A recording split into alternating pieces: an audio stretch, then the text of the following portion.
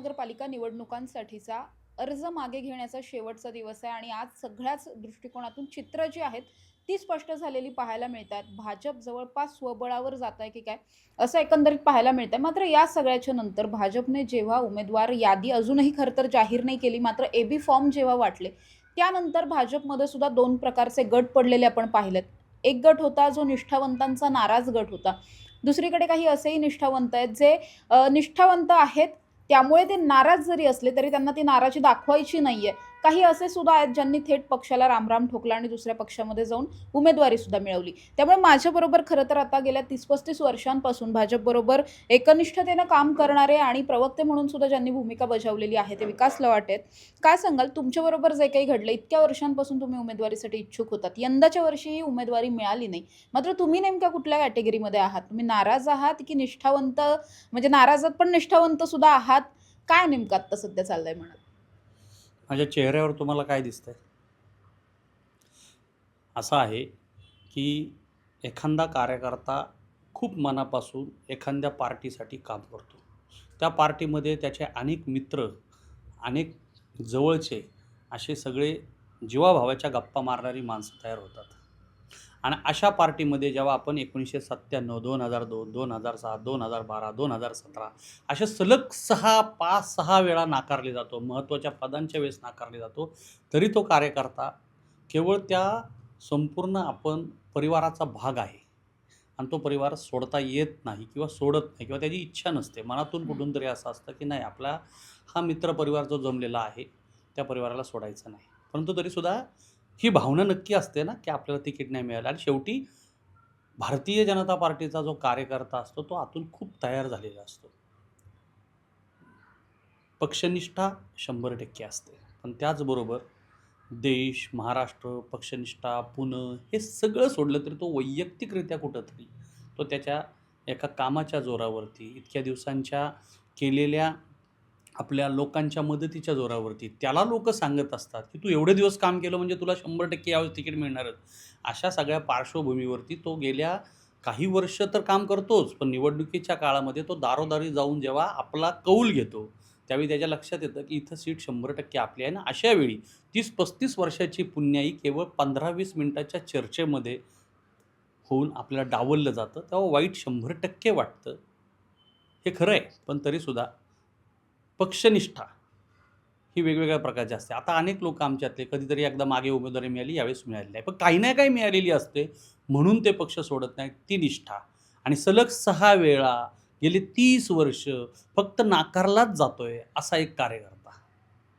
मी ज्यावेळेस काम सुरू केलं, त्यावेळेस अप्पर-सुप्पर या भागामध्ये मी काम सुरू केलं. त्या भागामध्ये भारतीय जनता पार्टी ही नावाला सुद्धा नव्हती.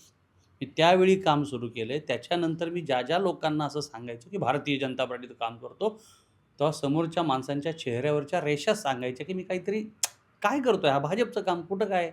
असं चेहऱ्यावर रेषा असायच्या. आम्ही त्या सगळ्या रेषा बघत इथपर्यंत आलेलो आहे आणि आज आमच्या पक्षाच्या मध्ये मनसेची लाट आली, राष्ट्रवादीची लाट आल्या, काँग्रेसच्या लाटा आल्या. लाटा आल्या आणि गेल्या, परंतु आम्ही असे कार्यकर्ते आहोत, की आम्हाला कधीही संधी मिळाली नाही, तरी पक्षाने सांगितलं, पक्षातील नेत्यांनी सांगितलं, त्या नेत्यांचा संघर्ष आम्ही पाहिलेला आहे. शिवाय आमच्या परिवार म्हणजे भारतीय जनता पार्टी केवळ एक राजकीय असं नाही, ती एक मोठा परिवार आहे.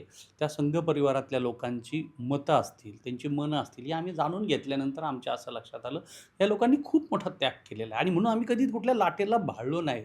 परंतु जेव्हा आज असं लक्षात येतं, की बाहेरच्या पक्षातले लोक माझ्या पक्षात येऊन स्वतःचं खूप लाड करून घेतायत. पाहिजे तसं त्यांना घडतंय आणि माझ्याच पक्षातले, माझ्याबरोबर संघर्ष करत असलेले, थोड्याफार फरकाने माझ्यापेक्षा कमी जास्त वय असलेले लोक, जेव्हा त्यांनाचं खूप लाड करतात, पण माझ्यासारख्याला भेटसुद्धा देत नाहीत. ते आम्ही सहन करतो. त्याचं कारण काय? की परिवार आपण कितीही भांडलो, हे केलं, तर आपला परिवार आपल्याला नाही सोडता येत. पण कधी-कधी असं वाटतं ना, की याच एका गोष्टीचं कधी चूक होतीये का? ह्या एखादा घरातला माणूस जेव्हा घरातल्या लोकांकडूनच दुखावला जातो ना, त्या भावना आहेत. पण ह्या घरातल्या भावना आहेत. खरं तर तुमच्या डोळ्यात पाणी आलंय बोलता बोलता.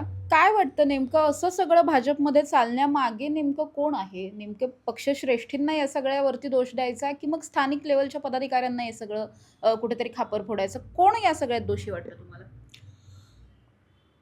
खरं सांगायचं तर आमच्या पक्षामध्ये एक पद्धत आहे. कोणी कितीही नाराज झाला तर आपल्या घरातलं कुठं चव्हाट्यावर मांडायचं नाही आणि नाही मांडणार.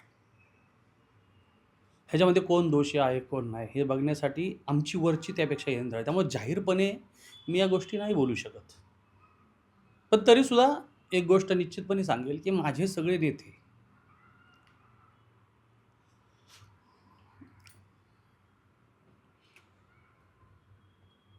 कुठंतरी त्यांना त्यांची चूक असेल, बरोबर असेल, त्यांच्या निर्णयावरती यापुढच्या काळामध्ये त्याचं ते अवलोकन करतील, की नाही राव, आपल्याबरोबर एखादा काम केलेला आपला सहकारी आहे.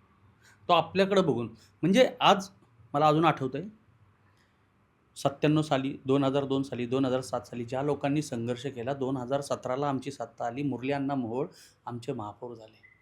माझ्यासारख्याला असं वाटलं की मी महापौर झालो. आज माधुरीताई मिसाळ आमदार झाल्या. मला वाटलं मी आमदार झालो.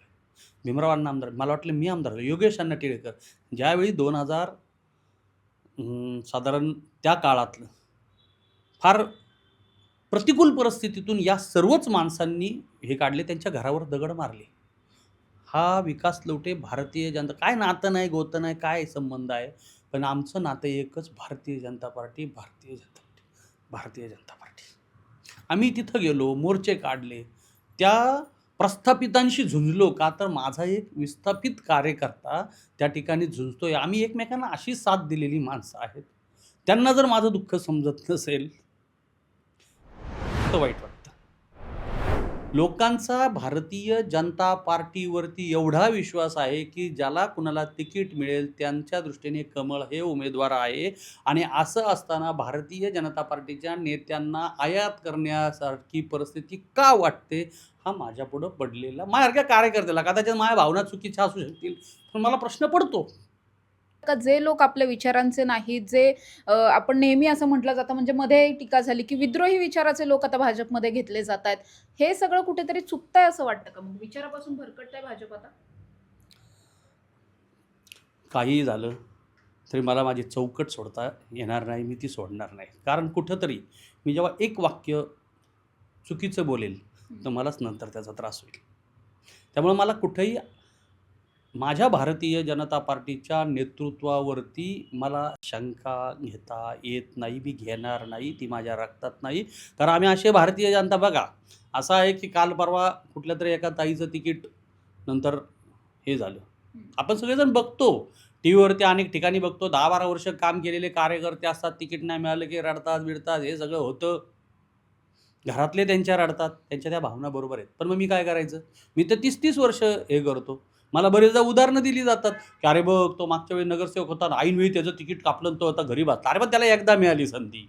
त्याला कधीतरी संधी मिळाली ना. 30 वर्षामध्ये जर एकदाही संधी मिळालेली नाही आणि तरीसुद्धा बाकी सगळी प्रलोभनं बाजूला ठेवून जेव्हा तो कार्यकर्ता काम करतो, त्यावेळी तुम्ही त्याच्याकडं कोणत्या नजरेने बघणार? मी काय उदाहरण सेट करायचं आहे का? आणि असंही आहे, काय आहे, बोलायला खूप आहे, परंतु मला कुठलीच अशी गोष्ट बोलायची नाही, की ज्याच्यामुळं माझ्या परिवारावरती, माझ्या भारतीय जनता पार्टीवरती काही शंका येईल. आम्ही सगळेजण जय श्रीराम हे एका नाऱ्याने एकत्र येतो. कमळ आमचा उमेदवार असतो आणि त्यासाठी आम्ही काम करतो. बरं या सगळ्याच्या नंतर तरी तुम्हाला ज्या संधीच्या प्रतीक्षेत तुम्ही गेल्या 30-35 वर्षांपासून आहात, ही संधी भविष्यात तरी तुम्हाला तुमच्या वरिष्ठांकडून मिळेल असं वाटतं? किंवा तुमच्यासारखे खूप जण आहेत ज्यांना बोलायचं आहे पण बोलता येत नाही. अर्थात कायम भाजपचा जो एक कोर कार्यकर्ता राहिलेला आहे, तो कायमच कितीही नाराजी असेल तरी बोलून दाखवत नाही, हे पण कायमच म्हणतो.